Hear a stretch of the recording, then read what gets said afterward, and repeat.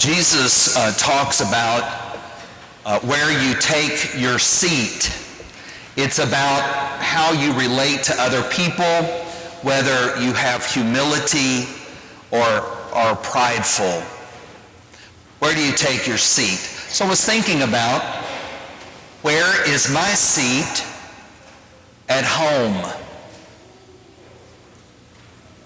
Where is my seat when I visit people in the parish?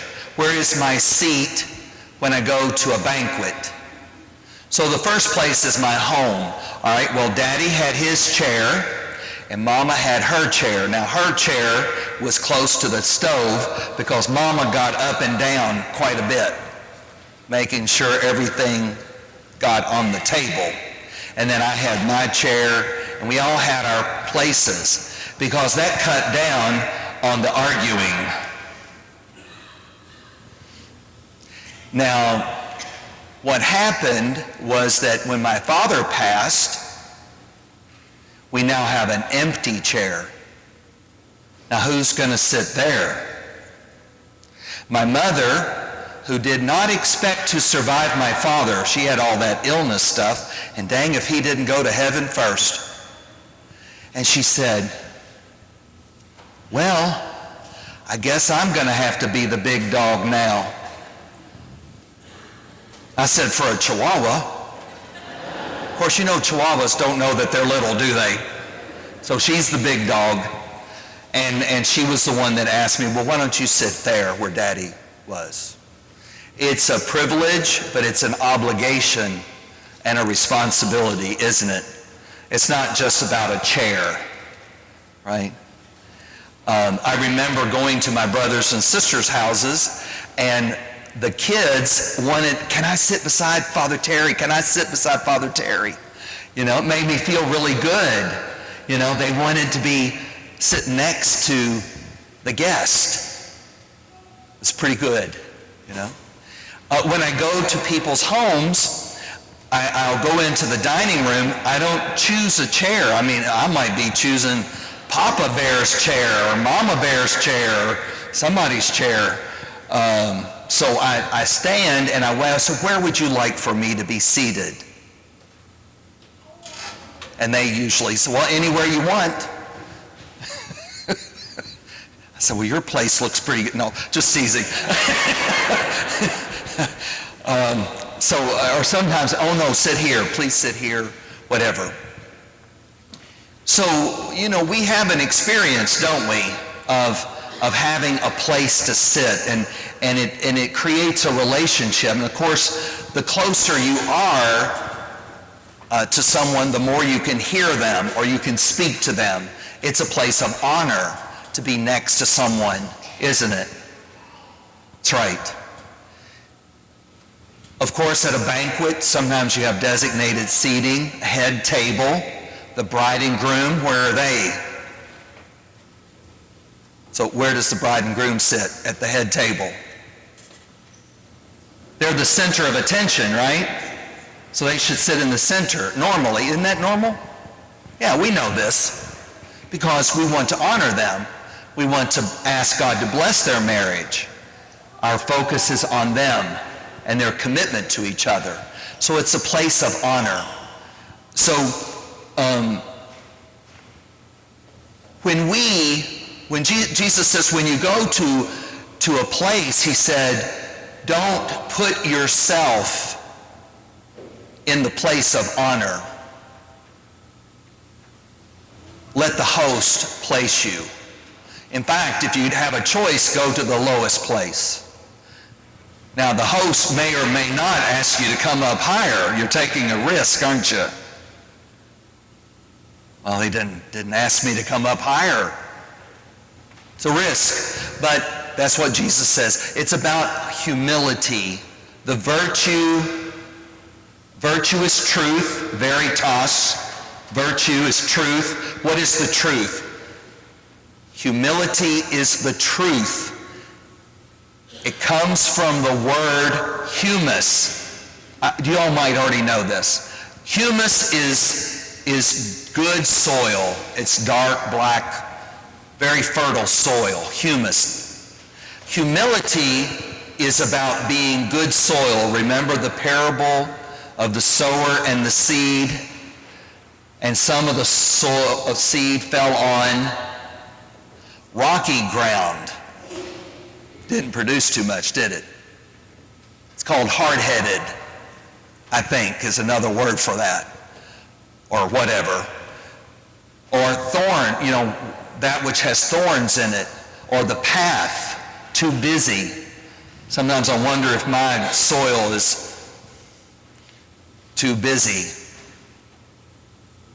But the seed that fell on good soil produced 160 and 40-fold.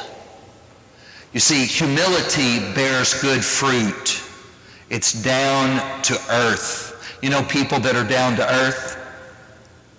They're good to be with, aren't they? Yeah. Humility is not humiliation.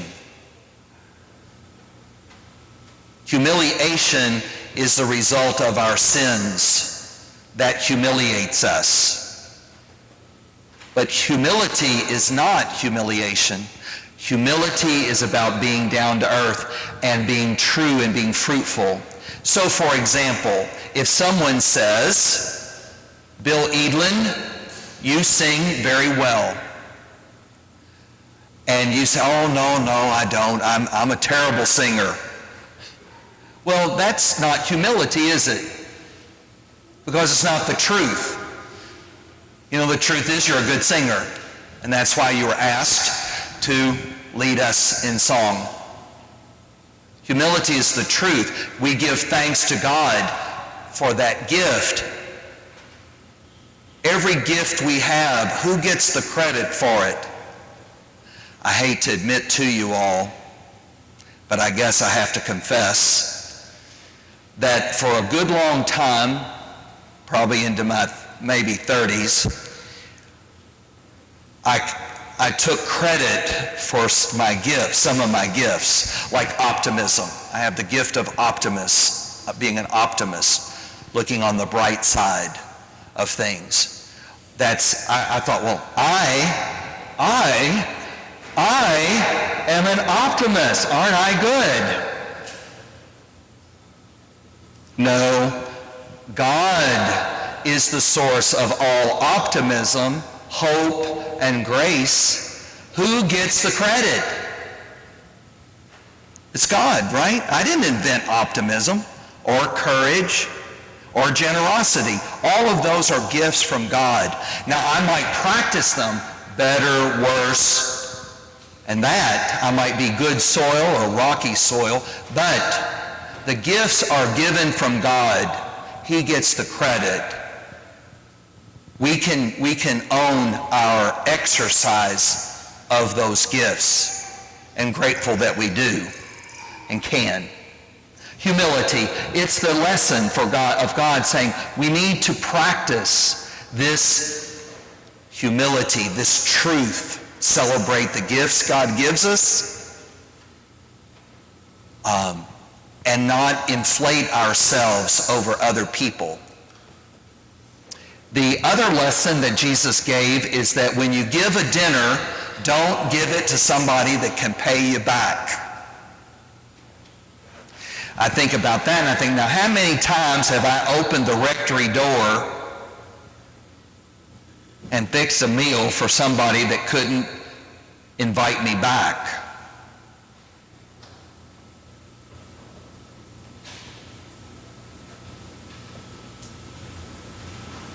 It might be zero. No, it can't be zero, because I did have a couple of people come to the door and I fixed food for them because it was on a Saturday and they couldn't get to the food pantry or whatever. I did fix a meal. They didn't sit at my table, but that's about as close as I've come to doing what the gospel tells us to do. And I was thinking about, our food pantry and our a mission store, and I think, that's a way that we actually, all of us who support that and contribute to that feeds people who can't pay us back. So anytime we can participate in that, we're doing what Jesus asked us to do. So that's good for me to remember that is a great way. In fact, the food pantry, what I love about our food pantry here in Bardstown is that people are not embarrassed when they come in. They're dealt. We have a private place for them to talk about their situation, so that we can know what's appropriate for them to get. They get to have a card thing that tells how much, and they go with their shopping cart. They go through the food pantry. They get to pick, because you know if your kids are going to eat peas or not. If somebody gives you a box and it's got a bunch of peas in it, and nobody eats peas, you just wasted food, didn't you? So they're not forced to take food that they know they won't eat. And one thing that happened there, I can't forget it. One grandfather came in one time. He said, I've never asked anybody, for anything. But he said, I now have my 2 grandkids. I'm taking care of them. And he said, I can't stand to see them hungry. So I will ask for them. Makes me want to cry. I think, good. Now that's humility, isn't it? It's not humiliation. It's just the truth and the right thing to do. So that's what God invites us, doesn't he? He invites us to the truth, to what's good, what is holy.